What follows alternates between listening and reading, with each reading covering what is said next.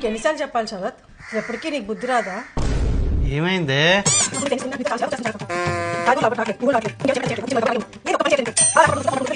దేని గురించి తిడుతున్నావు నువ్వు? నాకు అర్థం కాదు నీకు ఎలా మాట్లాడాలో.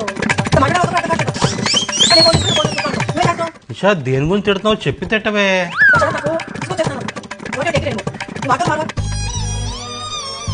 చెప్పు ప్లీజ్ నిషా దేని గురించి తిడుతున్నావు చెప్పు నాకు కొంచెం.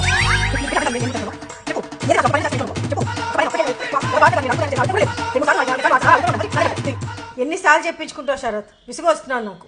హలో ఏంటి? ఎందుకు తిట్టావో చెప్పి సెల్లవే.